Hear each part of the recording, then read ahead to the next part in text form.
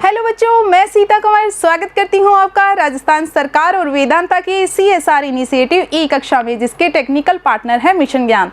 बच्चों, हम चैप्टर 2 के तहत अध्ययन कर रहे हैं मध्यकालीन भारत के इतिहास का, और इसी क्रम में हम आज अध्ययन करने जा रहे हैं राजस्थान के महत्वपूर्ण राजाओं के बारे में, जिसमें हम राव सेखा और हमीर देव चौहान का अध्ययन कर चुके हैं। और अभी हम वीर शिरोमणि महाराणा प्रताप के जीवन के बारे में जानकारी प्राप्त करेंगे और ये देखेंगे कि किस तरह से उन्होंने आजीवन मुगल सत्ता के साथ संघर्ष किया, परंतु अपने मातृभूमि के स्वाभिमान को, आन बान रक्षा को मुगलों के सामने झुकने नहीं दिया। क्योंकि जैसा कि हमने जानकारी प्राप्त की, 1570 ईस्वी में अकबर के नागौर दरबार में अधिकतर राजपूत राजाओं ने मुगलों की अधीनता स्वीकार कर ली थी, लेकिन महाराणा प्रताप उन चंद राजपूत राजाओं में शामिल थे जिन्होंने आजीवन मुगल सत्ता के साथ संघर्ष किया लेकिन अधीनता स्वीकार नहीं की। तो चलिए सबसे पहले भारत माता के इस वीर सपूत के जीवन का परिचय प्राप्त करते हैं कि उनका जन्म कब हुआ और कहां पर हुआ। उनकी शासनकाल की अवधि देखते हैं। 1572 से लेकर 1597 ईस्वी तक उनके शासनकाल की अवधि रही। उनका जन्म हुआ विक्रम संवत 1597 में, ठीक है, विक्रम संवत 1597 में उनका जन्म हुआ और ज्येष्ठ मास की शुक्ल पक्ष की तृतीया को वो जन्मे थे। उस दिन रविवार का दिन था और उनका जन्म हुआ कुंभलगढ़ दुर्ग में। और कुंभलगढ़ का दुर्ग कहाँ स्थित है, ये आप राजस्थान के मानचित्र में देख पा रहे हैं। ये यहाँ पे है राजसमंद, ये उदयपुर, तो यहाँ पर है कुंभलगढ़ का दुर्ग राजसमंद के क्षेत्र में। और यहाँ पर इनका जन्म हुआ कहाँ, कुंभलगढ़ के दुर्ग में जो कटारगढ़ है वहाँ जन्मे हमारे प्यारे महाराणा प्रताप, ठीक है। बादल महल में इनका जन्म हुआ। अब ये बात आती है विक्रम संवत की कि विक्रम संवत क्या होता है। विक्रम संवत, जैसा कि आपको पता है, भारतीय नववर्ष की शुरुआत होती है, कैसे होती है, चैत्र शुक्ल प्रतिपदा से होती है। तो भारतीय नववर्ष की जो ये शुरुआत करना शुरू किया, ये राजा विक्रमादित्य के द्वारा ये शुरुआत की गई थी और इसलिए इसे विक्रम संवत के नाम से जाना जाता है। अगर हम अंग्रेजी कैलेंडर के हिसाब से देखें तो ये 57 साल ये आगे ये समय रहता है। तो चलिए आगे बढ़ते हैं। हम अभी देखते हैं, इनके पिता का नाम उदय सिंह था और माता का नाम जयवंता बाई था। जो जयवंता बाई क्या थी, पाली के नरेश थे। अखेराज सोनगरा चौहान उनकी ये पुत्री थी। हालांकि ये सबसे बड़ी रानी थी और इस नाते अधिकार बनता था किसका, महाराणा प्रताप का राज सिंहासन पर।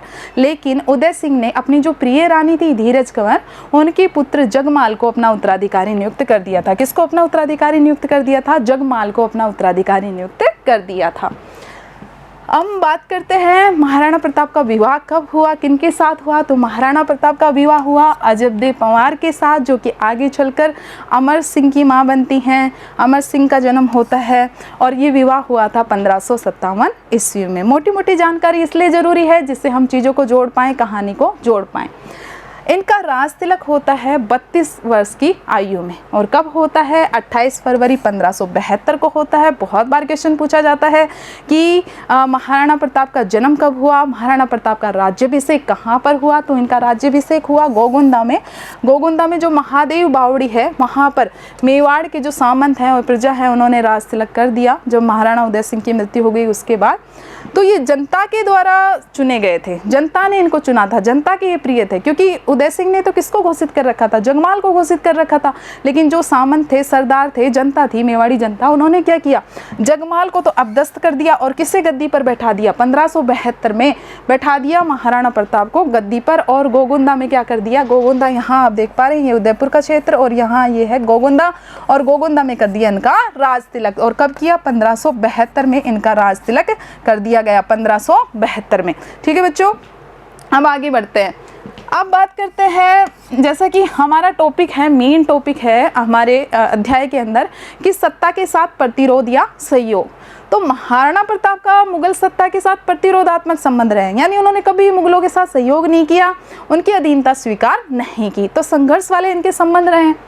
तो जैसा कि मैंने बताया, नागौर दरबार लगा था। नागौर दरबार में आमेर के जो शासक हैं, बीकानेर के, तो ये कई ऐसे राजा हैं जिन्होंने क्या किया, मेवाड़ के अलावा अधिकतर राजपूत राजाओं ने अकबर की अधीनता स्वीकार कर ली।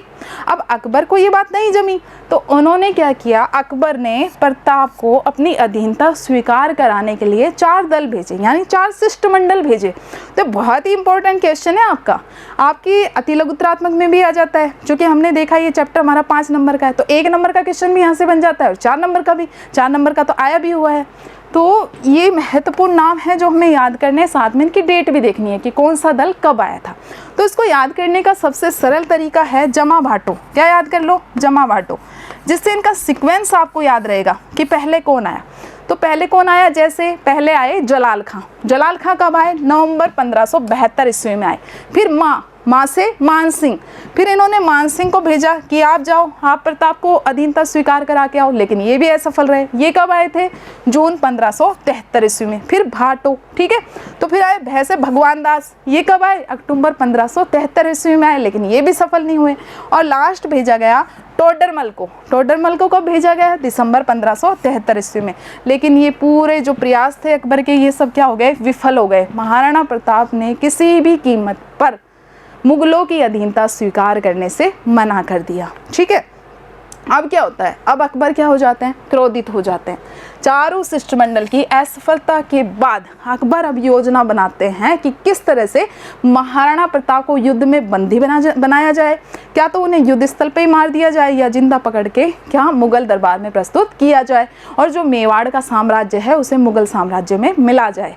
ये अपने उद्देश्य रखते हैं और इस उद्देश्य के साथ वो युद्ध की प्लानिंग करते हैं, युद्ध की योजना बनाते हैं। और ये युद्ध की योजना बनाई जाती है अजमेर में। अजमेर में एक किला है मैगजीन का किला, तो वहाँ पर ये योजना बनाई जाती है।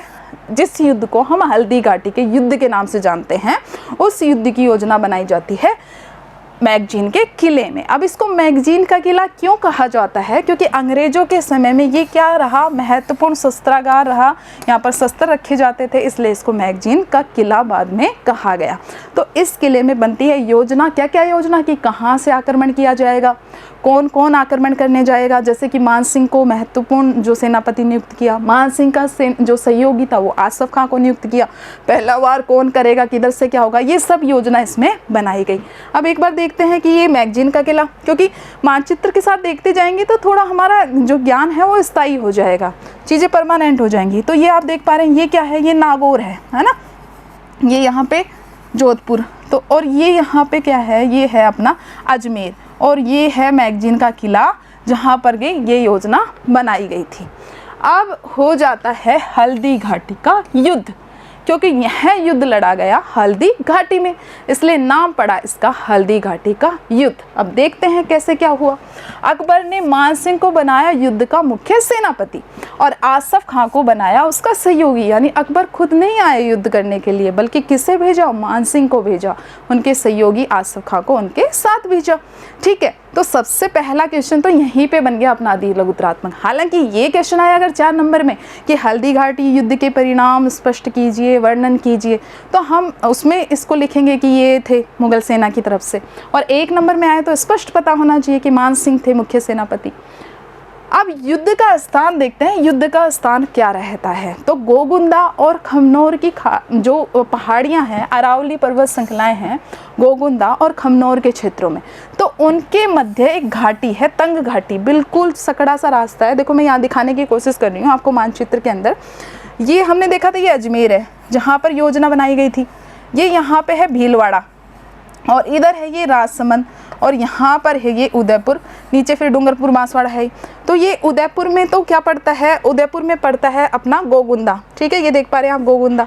और राजसमंद में पड़ता है खमनौर। तो इनकी पहाड़ियों के बीच में एक सकड़ा, बिल्कुल सकड़ा स्थान था, जिसमें मतलब ज़्यादा सैनिक उसमें आ नहीं सकते हैं। और ये क्षेत्र महाराणा प्रताप ने जानबूझकर चुना था ये युद्ध करने के लिए, क्योंकि उनकी सेनाओं की संख्या, उनके पास सैनिक कम थे और वो गुरीला युद्ध पत्ती जानते थे कि छुप करके शत्रुओं पर वार करें। यानी कम सैनिक होते हुए भी उस तंग घाटी में उनको जीत के लक्षण ज़्यादा थे, क्योंकि वो तो अधिकतर उसी क्षेत्र में रहते थे। इसलिए यहाँ इस क्षेत्र को चुना गया, हल्दी घाटी में।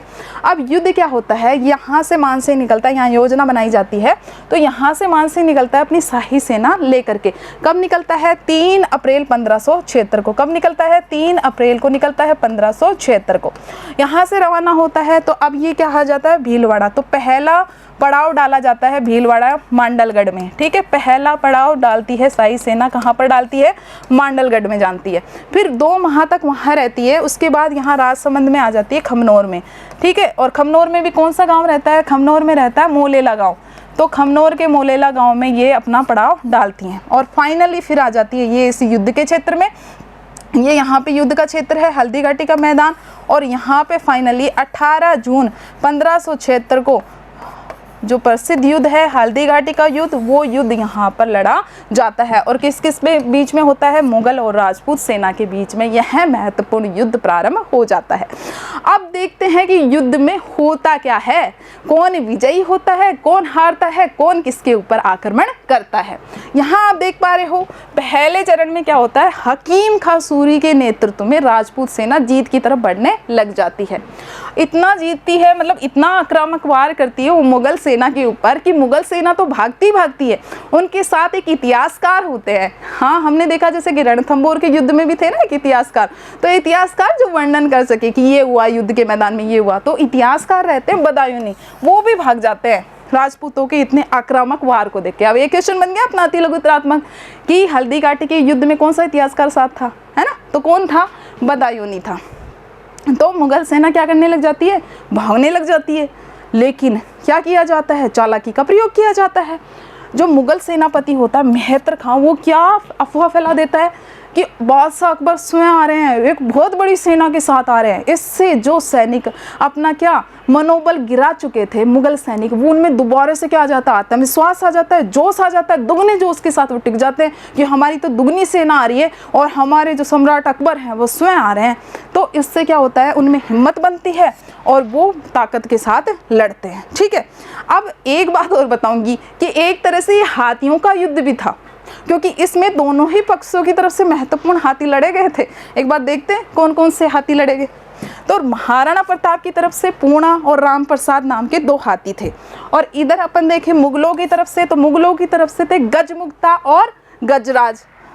तो ये पूर्णा और इनके ऊपर तो क्वेश्चन भी पूछे गए हैं कई एग्जाम में। तो ये हाथी थे।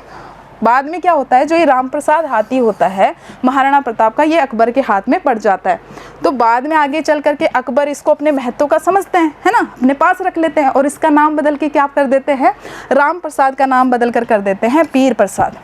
और जो मान सिंह था मुख्य सेनापति, उनके जो हाथी थे, उनके हाथी का क्या नाम था? उनके हाथी का नाम था मर्दाना।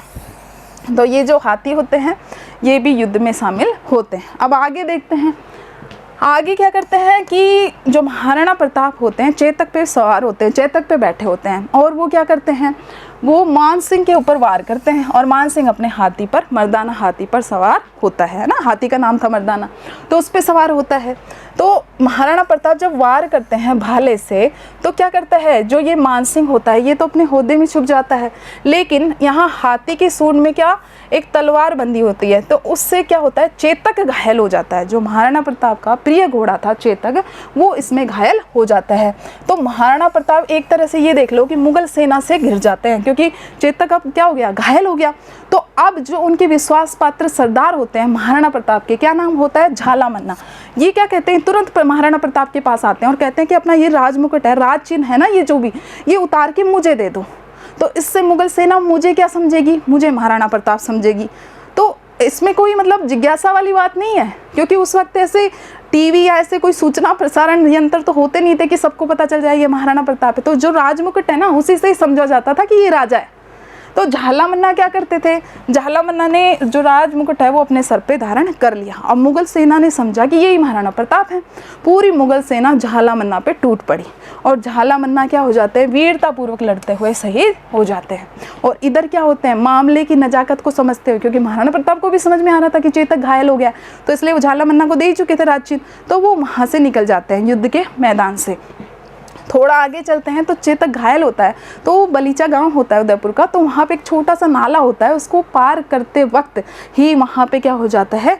चेतक परलोक सिधारत जाता है। बहुत ही महत्वपूर्ण प्रिय घोड़ा, जिसकी मृत्यु पर महाराणा प्रताप की आंखों में आंसू आ गए थे। तो चेतक की छतरी भी बनी हुई है, और ये छतरी आप देख सकते हैं यहाँ पे बलीचा गाँव में ये छतरी बनी हुई है। इसके बाद बात करते हैं कि भाई युद्ध हो गया, अब इस युद्ध के परिणाम क्या निकले? कौन सा पक्ष जीता, कौन सा पक्ष हारा? तो प्यारे बच्चों, इसके संबंध में इतिहासकारों में मतभेद है। कुछ इतिहासकार ये मानते हैं कि मुगलों की विजय हुई थी, और इसलिए तर्क देते हैं कि जो महाराणा प्रताप थे उनकी योजना अच्छी नहीं थी, इसके कारण वो असफल हुए। लेकिन कुछ इतिहासकार जो सर्वमान्य मत देते हैं वो ये देते हैं कि ये परिणाम विहीन युद्ध था। आप ये नहीं कह सकते कि मुगल सेना जीत गई थी। क्यों नहीं कह सकते? क्योंकि अकबर ने क्या कहा था कि क्या तो राणा प्रताप को पकड़ करके मेरे दरबार में उपस्थित करो या मारो, या फिर मेवाड़ का जो साम्राज्य उसे मेरे साम्राज्य में, मुगल के साम्राज्य में मिलाओ। तो इनमें से एक भी बात नहीं हुई। ना तो प्रताप को मारा गया, ना उसको मुगल दरबार में उपस्थित किया गया, ना संपूर्ण मेवाड़ राज्य को मुगल साम्राज्य में मिलाया गया। तो आप कैसे कह सकते हो कि अकबर विजित हुआ, और ना ही ये कह सकते कि महाराणा प्रताप विजित हुए। तो एक तरह से ये क्या था, अनिर्णय की स्थिति थी, कोई भी पक्ष में विजित नहीं हुआ। अब बात करते हैं कि अकबर ने इसे अपनी नाक का सवाल बना लिया था, है ना। तो वो इतने पे नहीं रुके कि हल्दी घाटी का युद्ध हो गया, कोई परिणाम नहीं निकला तो ठहर के बैठ जाए, नहीं, उन्होंने उसके बाद भी प्रयास जारी रखे। ठीक है, तो क्या रहा, हल्दी घाटी के युद्ध के बाद कुछ समय तक तो जो मुगल सेना थी वो यहाँ उदयपुर गोगुंदा में रही, लेकिन उसके बाद इनके पास खाने की सामग्री का अभाव हो गया, रसद सामग्री के अभाव के कारण ये वापस से पलायन कर गई।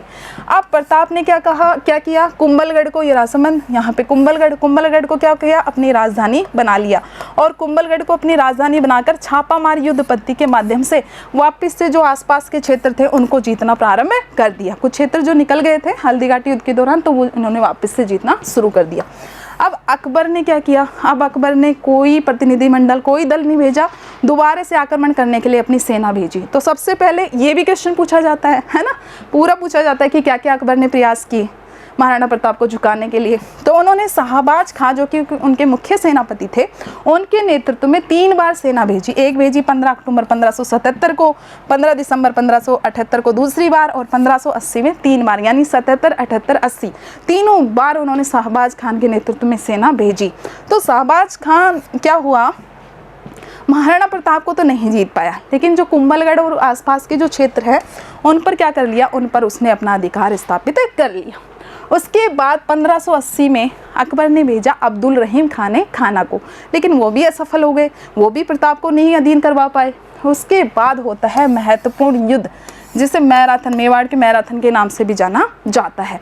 1582 में क्या होता है, महाराणा प्रताप के पुत्र अमर सिंह वो बड़े हो चुके होते हैं, तो ये पिता और पुत्र दोनों ही युद्ध कर रहे होते हैं। तो 1582 में ये क्या करते हैं, जो शाही थाना होता है मुगलों का, कहाँ पर होता है, दिवेर के क्षेत्र में ना, राजसमंद वाले, तो दिवेर के क्षेत्र में ये क्या करते हैं, उस पर धावा बोल देते हैं, और जो वहाँ सेनापति होता है, मुगल सेनापति, उसको बुरी तरह से मार देते हैं, उसकी हत्या कर देते हैं।